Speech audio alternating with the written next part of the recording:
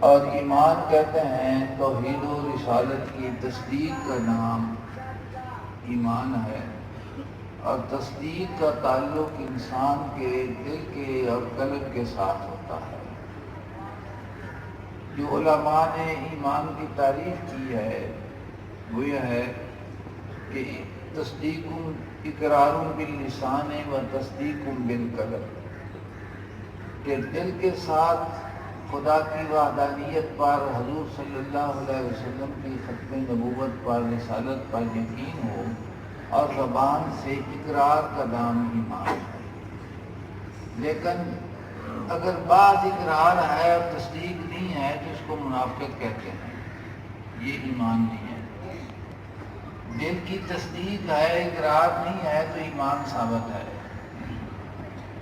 انسان دو چیزوں کا مجموعہ ہے، جسم کا اور روح کا۔ جسم کی ضروریات اپنی ہیں، روح اور قلب کی ضروریات اپنی ہیں۔ اللہ تبارک و تعالی نے دونوں کا اہتمام فرمایا ہے کہ جو جسم کی خواہشات ہیں، کھانا ہے، پینا ہے، نہانا ہے، تولد ہے، تناسل ہے، شہرت ہے، عزت ہے، ان تمام چیزوں کا تعلق انسان کے جسمانی جسم کے ساتھ ہے، خواہشات نفسانی کے ساتھ ہے۔ اور ایمان جو ہے یہ انسان کے روح کی ضرورت ہے۔ یہ عمل جو ہیں، عبادات جو ہیں، ان کے کرنے سے نماز ہے، روزہ ہے، حج ہے، زکوٰۃ ہے، یا اور جو بھی عبادات ہیں، خدمت خلق ہیں، وہ فرائض ہوں، نوافل ہوں، کچھ بھی ہو، ان کا تعلق انسان کے روح اور دل کے ساتھ ہے۔ وہ روح اور دل کی غذا ہے۔ جس طرح آپ تشریف لائے ہیں تو بڑے سکون سے آپ نے ان تمام چیزوں کو سنا ہے، اور صبح کے وقت اس ٹائم پر اکثر لوگ سوئے ہوئے ہیں، ابھی بھی سوئے ہوئے ہوں گے، تو یہ فیشن بن چکا ہے کہ 9-10 بجے سے پہلے اٹھنا نہیں ہے، رات جو ہے 2-3 بجے سے پہلے سونا نہیں ہے۔ تو آپ تشریف لائے ہیں تو یقینی طور پر آپ کو یہ روحانی پیاس تھی کہ ہم مسائل سے آگاہی کریں اور اس پر عمل کریں تاکہ ہمیں دین کے ساتھ وابستگی پیدا ہو جائے۔ تو یہ روح کی غذا ہے، عبادت ہے، اللہ تبارک و تعالیٰ کا ذکر ہے، حضور صلی اللہ علیہ وسلم اور آقا صلی اللہ علیہ وسلم اور اللہ تبارک و تعالیٰ کے فرامین پر عمل ہے، اطاعت رسول، اطاعت اللہ اور اطاعت رسول جو ہے، ان پر عمل کرنے سے انسان کے دل میں ایک بشاشت پیدا ہوتی ہے، اور بشاشت جو ہوتی ہے وہ انسان کی زندگی کا مقصد ہے کہ اس کو سکون حاصل ہوتا ہے۔ علامہ صاحب کا ایک شعر میں عرض کرتا ہوں، فرماتے ہیں، اگر منظور ہو تجھ کو خزانہ آشنا رہنا، اگر تو یہ چاہتا ہے کہ تو کسی وقت بھی غموں کے ساتھ اور خزاں کے ساتھ تیرا تعلق پیدا نہ ہو، اگر منظور ہو تجھ کو خزانہ آشنا رہنا، جہان رنگ و بو سے پہلے قطع آرزو کر لے۔ تو فرماتے ہیں کہ سال میں کثرت میں جس میں تو بیٹھا ہوا ہے، تو بہاروں کا متلاشی ہے، سکون کا متلاشی ہے، خوشیوں کا متلاشی ہے، اور تو تیری جدوجہد یہ ہے کہ میں ہمیشہ خوشی میں رہوں، مجھے غم نہ آئے، تکلیفیں نہ آئیں، برداشت میں کسی قسم کی بھی مجھے تکلیف نہ آئے۔ تو فرماتے ہیں جہان رنگ و بو میں اگر منظور ہو تجھ کو خزانہ آشنا رہنا، جہان رنگ و بو میں قطع آرزو کر لے، تو پھر اپنے دل کی جو آرزو ہے وہ ایک ذات کے ساتھ وابستہ کر لے۔ جب تیرے دل کی آرزو خدا کی ذات بنے گی، حضور صلی اللہ علیہ وسلم کی محبت بنے گی، تو جو آزمائش بھی تجھ پر آئے گی تو یہ سمجھے گا ایماندار و مومن ہونے کے حوالے سے کہ یہ رب کریم کے حکم سے میری طرف آ رہی ہے، اور اسی کے حکم سے اس نے واپس جانا ہے، تو پھر تیرا دل جو ہے مطمئن رہے گا، کبھی بھی وہ پریشان نہیں ہوگا۔ اسی میں دیکھ مضمر ہے کمال زندگی تیرا. فرماتے ہیں کہ تیری زندگی کا کمال اس میں چھپا ہوا ہے. کوئی آئینہ رو تجھے دین کے دامن کر لے کہ کوئی محبوب ذات جو ہے وہ تجھے اپنے دامن کے ساتھ وابستہ کر لے کہ تیری زندگی کا مقصود خدا اور خدا کے رسول کی رضا ہو جائے. تو پھر دنیا کے یہ عالم کثرت میں جتنے بھی نشیب و فراز آتے رہتے ہیں، اگر تیرے دل کا خیال خدا کے ساتھ وابستہ ہو گیا تو یہ نشیب و فراز آتے رہیں گے لیکن تیرا دل مطمئن ہے. تو سمجھے گا کہ عالم اسباب میں رہتے ہوئے مسبب الاسباب کی طرف اپنے آپ کو وابستگی رکھنی. اور اسی لیے انسان جو ہے وہ عبادت کرتا ہے، نماز ہے، روزہ ہے، حج ہے، زکوٰۃ ہے، خدمت خلق ہے، یا اور مسائل جو آپ اب سیکھنے کے لیے ہیں جو بعد میں سیکھیں گے. تو ان تمام چیزوں کے ساتھ انسان کے روح کو، دل کو سکون حاصل ہوتا ہے. اور حضور نے فرمایا کہ جس نے کوشش کی اس نے پا لیا. جس نے کوشش کی اس نے. تو زندگی صرف خواہشات نفسانی کے لیے نہیں ہے کہ انسان کی جو جسمانی ضروریات ہے وہ پوری ہوں، اور جس کے لیے انسان کو پیدا کیا گیا ہے خدا کے ساتھ وابستگی، خدا کے ساتھ عرفان، خدا کے ساتھ قرب، ان سے انسان بے بارہ رہے. تو ان تمام چیزوں کے حاصل کرنے کے لیے عمل کی ضرورت ہے. علم کہتے ہیں عمل سے ہے. حضور سیدنا غوث اعظم رضی اللہ تعالیٰ عنہ کے فرامین پڑھا کریں، یقینی طور پر آپ کو جلا سکون بھی ملے گا، روحانی ترقی بھی ملے گی، اور دل کی جو سوچ اور فکر ہے اس میں تبدیلی بھی آئے گی. میں آپ کا ایک فرمان عرض کرتا ہوں. جناب فرماتے ہیں کہ علم عمل سے ہے، اور عمل جو ہے وہ اخلاص سے ہے. کہ علم ہو اور عمل نہ ہو تو اس علم کا کوئی فائدہ نہیں. علم بھی ہو اور عمل بھی ہو اور اس میں للہیت اخلاص نہ ہو تو وہ فرماتے ہیں اسی طرح ہے کہ جس طرح جسم تو ہو اور اس میں روح نہ ہو. تو جس جسم میں روح نہیں ہوتی وہ جسم کسی قابل نہیں ہوتا. اگر جسم میں روح ہے تو اس کو ہم حیات کہتے ہیں کہ زندگی ہے. تو وہ فرماتے ہیں کہ عمل، علم اور عمل کی جو حیات ہے وہ اخلاص ہے، للہیت ہے. تو کوئی کام بھی انسان کو زندگی میں کرنا چاہیے نا تو اس کی وابستگی اپنے دل کا دھیان جو ہے وہ خدا کی رضا کے لیے کر لینا چاہیے. مثال کے طور پر آپ خیرات کرتے ہیں، کسی کی مدد کرتے ہیں، زکوٰۃ تو فرض ہے نا، اور فرض جو چیز اللہ تبارک و تعالیٰ نے کی ہے اس کا نصاب ذکر کیا ہے کہ کتنے حصے تیرے ہیں، اور یہ ایک حصہ جو ہے یہ ان لوگوں کا ہے جن کا ذکر قرآن پاک میں موجود ہے کہ ان کو تم نے دینا ہے. وہ ایک امانت ہے جو آپ ادا کر رہے ہیں. لیکن زکوٰۃ دی جائے اور اس کو دینے کے بعد پھر اس پر احسان جتایا جائے، عمل ہو رہا ہے لیکن کیونکہ اس میں ریاکاری کا تعلق ہے، اخلاص نہیں ہے، وہ عمل ہو بھی گیا ہے لیکن جسم ہے اور عمل کا روح کوئی نہیں ہے. جسم میں عمل کے جسم میں روح نہ ہو تو وہ قابل قبول نہیں ہوتا. مالک کریم نے فرمایا لا تبطلوا صدقاتکم بالمن والاذى کہ اپنے صدقات کو احسان جتا کر تکلیف دے کر ضائع نہ کیا کرو. تو علم عمل سے، عمل اخلاص سے، اور اخلاص کا تعلق خدا کی رضا کے ساتھ. تو ایمان انسان کی وہ عمل ہے، وہ بنیاد ہے تمام اعمال کی کہ اگر ایمان ہے تو نماز قبول ہے، خیرات قبول ہے، روزہ قبول ہے، حج قبول ہے، جہاد قبول ہے، خدمت خلق جو بھی آپ کریں گے ایمان کی موجودگی میں، تصدیق کی صورت میں جو دل میں موجود ہے وہ ہر چیز کو قبول کیا جائے گا.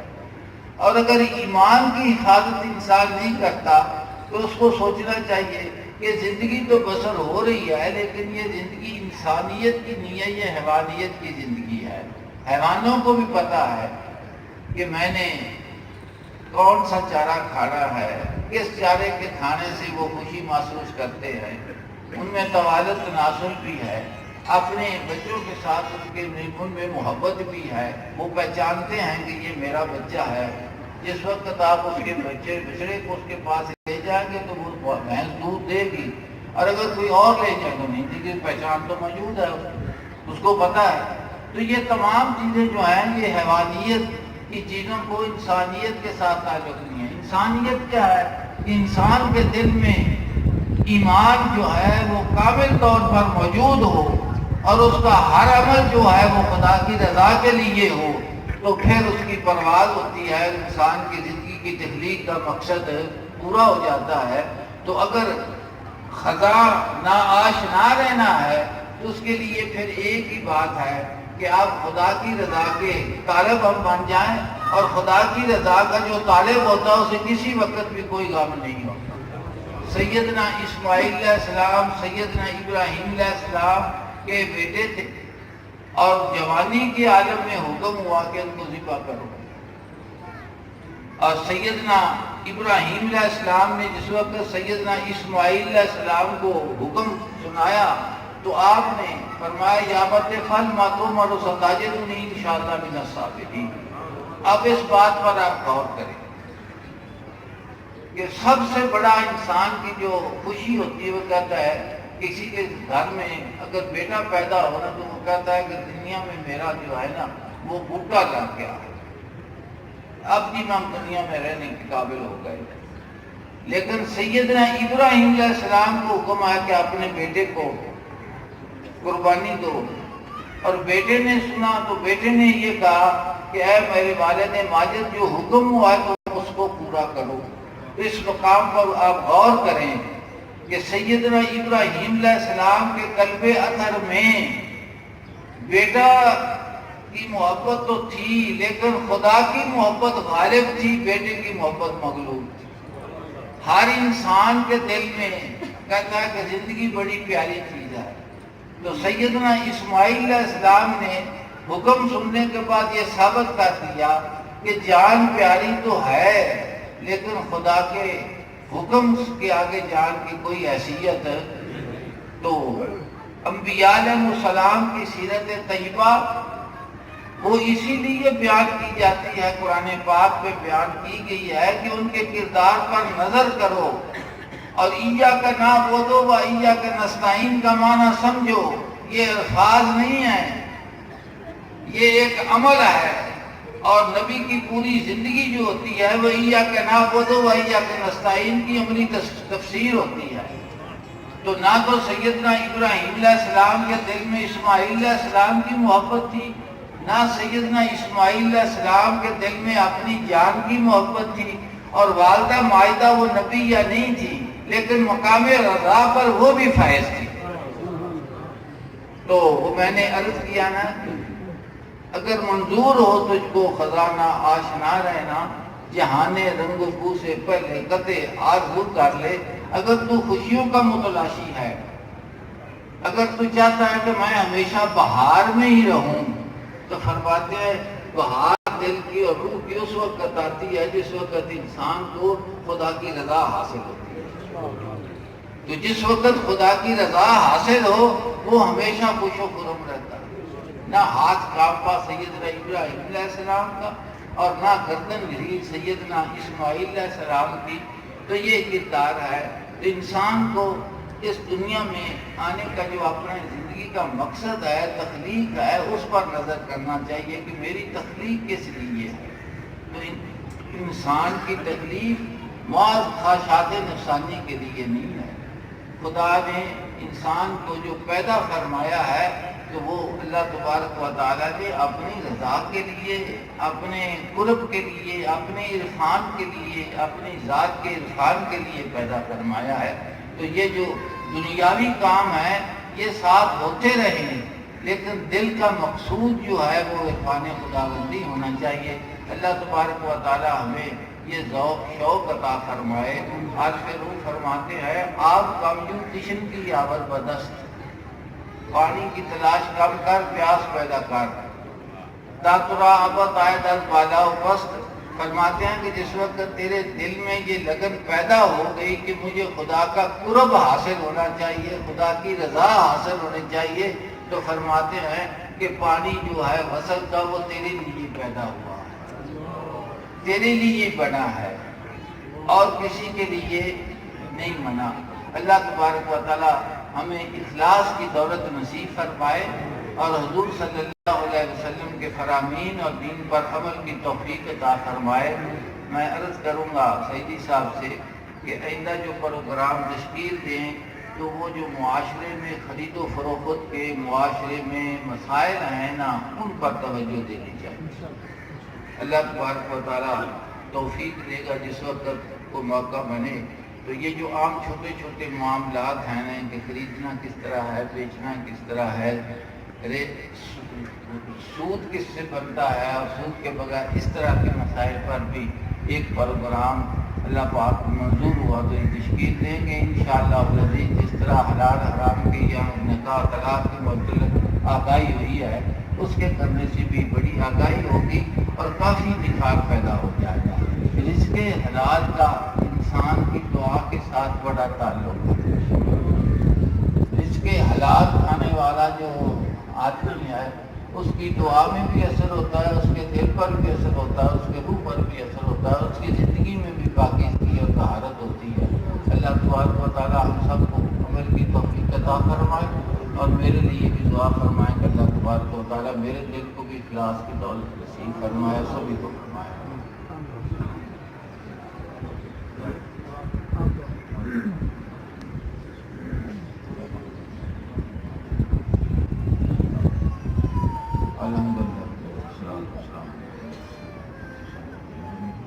یا اللہ پاک اپنی رحمت اور اپنے فضل سے اپنے اور اپنے محبوب کی اطاعت نصیب فرما۔ یا اللہ پاک ادب و احترام نصیب فرما۔ یا اللہ پاک عمل میں اخلاص نصیب فرما۔ یا اللہ پاک عمل میں اخلاص نصیب فرما۔ یا اللہ پاک عمل میں اخلاص نصیب فرما۔ یا اللہ پاک تیری ذات سے تیرا فضل چاہتے ہیں، یا اللہ پاک تیرے فضل کا سوال ہے، یا اللہ پاک تیری ذات سے تیرے فضل کا سوال ہے۔ یا اللہ پاک سچی توبہ کی توفیق عطا فرما، سچی توبہ کی توفیق عطا فرما، سچی توبہ کی توفیق عطا فرما۔ یا اللہ پاک قرض سے نجات عطا فرما، قرض سے نجات عطا فرما، قرض سے نجات عطا فرما۔ یا اللہ پاک اتفاق محبت الفت نصیب فرما۔ یا اللہ پاک اتفاق محبت الفت نصیب فرما۔ یا اللہ پاک ظالموں کے ظلم سے بچا، ظلم کی توفیق نہ دے۔ یا اللہ پاک اپنی رحمت اور اپنے فضل سے بے مکانوں کو مکان، بے زمینوں کو زمین نصیب فرما۔ یا اللہ پاک اپنے پاک دروازے کا سائل رکھ، یا اللہ پاک اپنے پاک دروازے کا سائل رکھ، یا اللہ پاک اپنے پاک سائل۔ یا اللہ پاک ہمارے عمل میں ہمارے عملوں کو اخلاص کی روح سے زندگی عطا فرما۔ یا اللہ پاک ہمارے عملوں کو اخلاص کی روح سے زندگی عطا فرما۔ یا اللہ پاک ہمارے دلوں کا منہ اپنی پاک ذات کی طرف کرتے ہوئے ہمارے گناہوں کو معاف کرم سے معاف فرما۔ شاہ عجب کربا نوازن کا دارا، بادشاہ کے لیے مشکل نہیں ہے منگتے کو ٹکڑا دینا۔ ربنا آتنا فی الدنیا حسنۃ وفی الآخرۃ حسنۃ وقنا عذاب النار۔ یا اللہ پاک سب کو ہم کو اپنے ذات کا عرفان نصیب فرما، قرب نصیب فرما۔ علماء جو اسلام کے لیے کوشش فرما رہے ہیں صحت حاضرہ عملہ نصیب فرما اور سب کو اللہ تبارک و تعالیٰ پریشانیوں سے بچا۔ ربنا آتنا فی الدنیا حسنۃ وفی الآخرۃ حسنۃ وقنا